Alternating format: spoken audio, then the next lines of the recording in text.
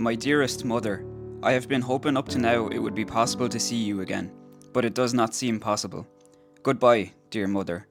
Through you, I say goodbye to Wow Wow, Mary, Bridget, Willie, Miss Byrne, Michael, Cousin Maggie, and everyone at St. Enda's. I hope and believe Willie and the St. Enda's boys will be safe. I have written 2 papers about financial affairs, and one about my books which I want you to get. With them are a few poems which I want added to the poems in MS in my bookcase. You asked me to write a little poem which would seem to be said by you about me.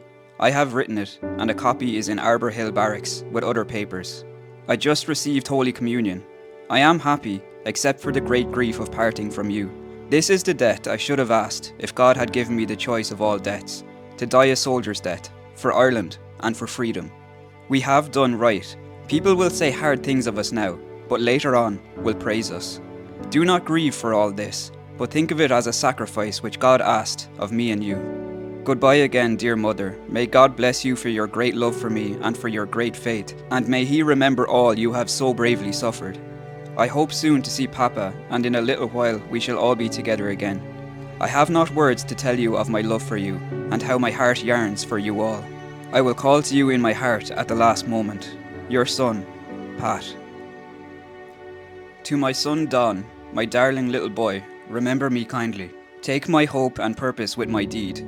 For your sake, and for the sake of your beloved mother and sister, I would wish to live long, but you will recognize the thing I have done and see this as a consequence. I still think I have done a great thing for Ireland, and with the defeat of her enemy, won the first step of her freedom. God bless you, my son. My darling daughter Barbara, God bless you. I loved you more than ever a child has been loved. My dearest love, Muriel, thank you a million times for all that you have been to me. I have only one trouble in leaving life, leaving you, so be sure darling God will assist and bless you. Goodbye. Kiss my darlings for me. I send you the things I have saved out of this war. Goodbye, my love, till we meet in heaven. I have a sure faith in our union there. I kiss the paper that goes to you. God help and sustain you, my love. But for your suffering, this would be all joy and glory. Your loving husband, Thomas MacDonagh. I return the darling's photographs. My darling child, this is my first chance of sending you a line since we were taken. I have no notion what they intend to do with us, but I've heard a rumour that I am to be sent to England. The only thing I care about is that I am not with you. Everything else is cheerful. I am told that Thomas MacDonagh was brought in yesterday. George and Jack Plunkett are both here and well. We have not had one word of news from outside since Monday the 24th of April, except wild rumours. Listen, if I live, it might be possible to get the church to marry us by proxy. There is such a thing, but it is very difficult, I am told. Father Sherwin might be able to do it. You know how I love you. That is all I have time to say. I know you love me, and so I am very happy. Yours, Joe. Just a wee note to bid you goodbye.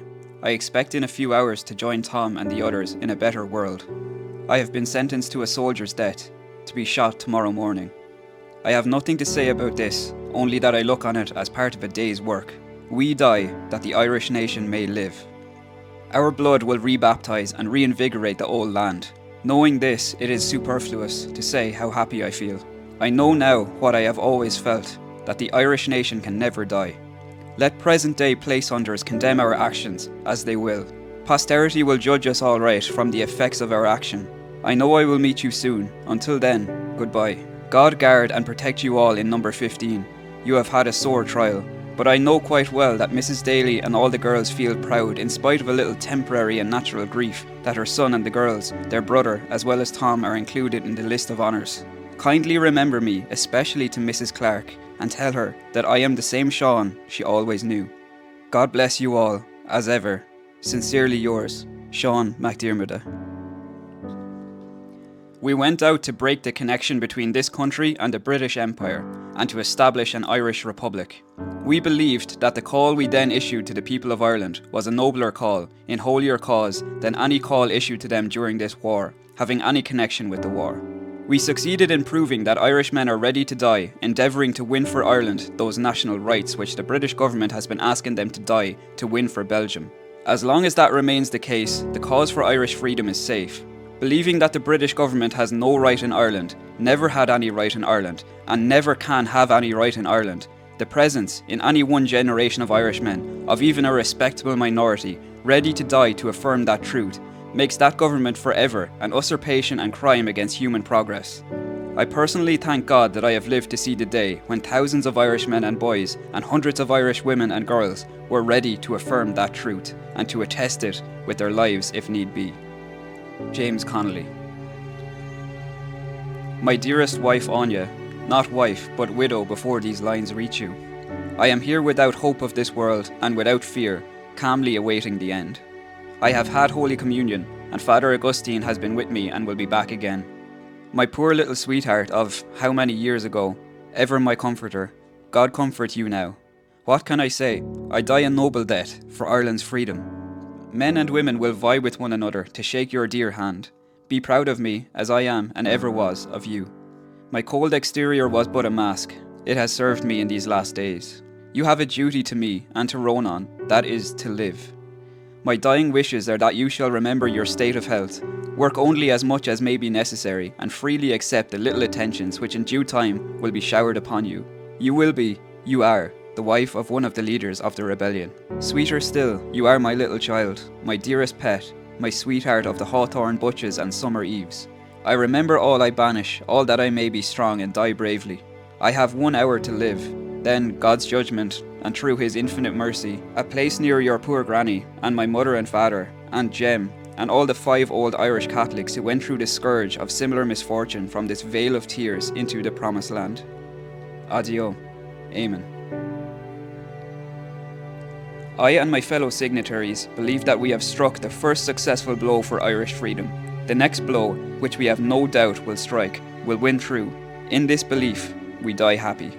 The struggle for Irish freedom has gone on for centuries, and in the course of it, a well-trodden path has been made that leads to the scaffold and to the prison.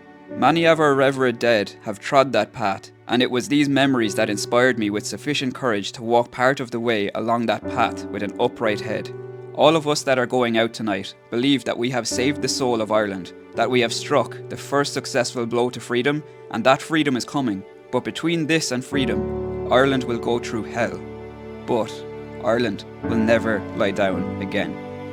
Thomas J. Clarke. Irish men and Irish women, in the name of God and of the dead generations from which she receives her old tradition of nationhood, Ireland, through us, summons her children to her flag and strikes for her freedom.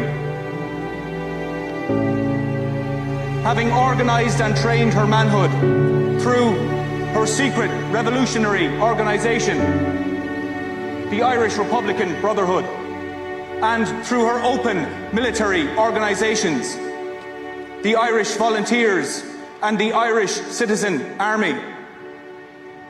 Having patiently perfected her discipline, having resolutely waited for the right moment to reveal itself, she now seizes that moment.